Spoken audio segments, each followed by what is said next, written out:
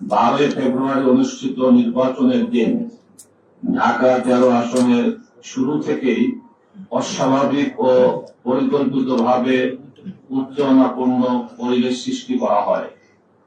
বিভিন্ন কেন্দ্রে রিক্সা প্রতীকের এজেন্টদের জোরপূর্বক বের করে দেওয়া হয়। পর্দানিশীল মহিলা ভোটার সহ সাধারণ ভোটারদের ভয়ভীতি প্রদর্শন ও হয়রানির অভিযোগ পাওয়া যায়। কেন্দ্র পরিদর্শনে গেলে বাংলাদেশ খেলাফত মজলিসের আমির ও ঢাকা 13 আসনের রিক্সা প্রতীকের প্রার্থী আল্লামা মামুনুল হককে কেন্দ্রে অবরুদ্ধ করে রাখা হয় এবং শেষ পর্যন্ত সেনাবাহিনীর সহায়তায় কেন্দ্র থেকে বাধ্য করা হয়। রেসিডেন্সিয়াল কলেজ কেন্দ্র সহ কয়েকটি গুরুত্বপূর্ণ কেন্দ্রে আমাদের প্রধান নির্বাচনী এজেন্ট প্রবেশে বাধা দেওয়া হয়। একই সময় জাল ভোট প্রদান ও ভোটার প্রভাবিত করার অভিযোগ ওঠে। আমরা তাৎক্ষণিকভাবে সংশ্লিষ্ট কর্তৃপক্ষকে অবহিত করলেও কোথাও কার্যকর প্রতিকার দেখা যায়নি, বরং দুষ্কৃতিকারীদের বিরুদ্ধে দৃশ্যমান কোনো গ্রেফতারও করা হয়নি। ভোট গণনার সময় অনিয়ম আরো প্রকট আকার ধারণ করে। টেম্পারিং, ওভার রাইটিং এর মাধ্যমে ধানের শীষ প্রতীকের ভোট অস্বাভাবিকভাবে বৃদ্ধি এবং রিক্সা প্রতীকের হাজার হাজার ভোট বৈধ বাতিলের অভিযোগ আমাদের হাতে প্রমাণ সহ এসেছে। ফলাফল প্রভাবিত করার সুস্পষ্ট আলামত দেখে আমরা যথাযথভাবে অভিযোগ দাখিল করি, কিন্তু নির্বাচন কমিশন অভিযোগ নিষ্পত্তির আগেই গ্যাজেট প্রকাশ করে দেয়, যা ঢাকা 13 ভোটারদের সাংবিধানিক অধিকারকে উপেক্ষা করার শামিল। নির্বাচনের দিন 34 নম্বর ওয়ার্ডের বিএনপি পদধারী রাজেশ খানের নেতৃত্বে কেন্দ্র দখল সহ পরিবেশ উত্তপ্ত করার চেষ্টা করলে আইন শৃঙ্খলা বাহিনী, বিশেষত সেনাবাহিনীর সদস্যরা তাদের ছত্রভঙ্গ করতে লাঠিচার্জ করে। তাতে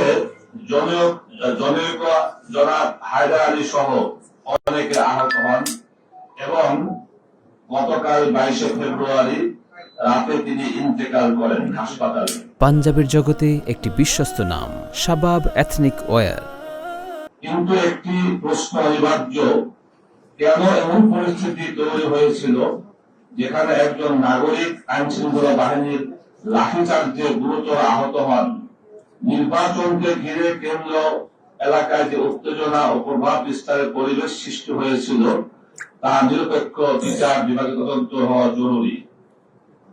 প্রিয় সাংবাদিক ভাইরা, আমরা লক্ষ্য করেছি বর্তমান সরকারের শিক্ষা প্রতিমন্ত্রী এবং বিতর্কিত ফলাফলে নির্বাচিত সংসদ সদস্য ববি হাজ্জাজ এই মৃত্যুর পূর্বেই হাসপাতালে উপস্থিত হয়ে রাজনৈতিক বক্তব্য দেন এবং আল্লামা মামুনুল হক সহ আলেম ওলামা, মাদ্রাসার ছাত্রদের উপর দায় চাপানোর চেষ্টা করেন।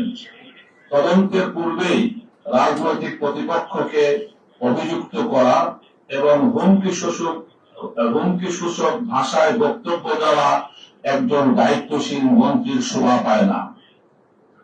আমরা সরাসরি কাউকে অভিযুক্ত করছি না, তবে নির্বাচনের দিন সৃষ্ট উত্তেজনাপূর্ণ পরিবেশ, পরবর্তী রাজনৈতিক ভাষ্য এবং একতরফা দোষারোপ, এসব মিলিয়ে জনমনে স্বাভাবিকভাবেই প্রশ্ন তৈরি হয়েছে। সেই প্রশ্নের জবাব দিতে পারে ঢাকা 13 আসনের গোটা নির্বাচন নিয়ে একটি স্বাধীন ও বিচার বিভাগীয় তদন্ত। ববি হাজ্জাজ প্রকাশ্যে আল্লামা মামুনুল হক, আলেম ওলামা ও মাদ্রাসার ছাত্রদের বিরুদ্ধে মামলা দেওয়ার হুমকি দিয়েছেন। এটি অত্যন্ত বিপজ্জনক প্রবণতা।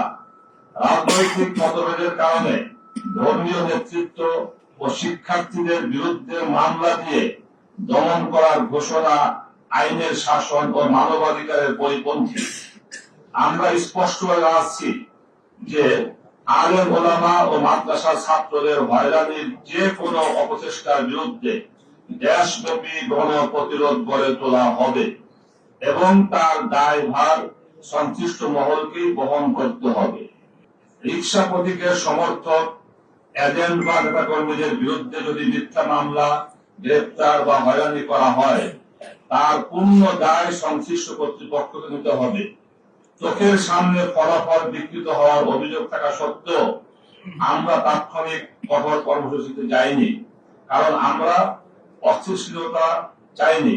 কিন্তু আমাদের দায়িত্ব সবাইকে দুর্বলতা মনে করলে তা হবে মারাত্মক ভুল।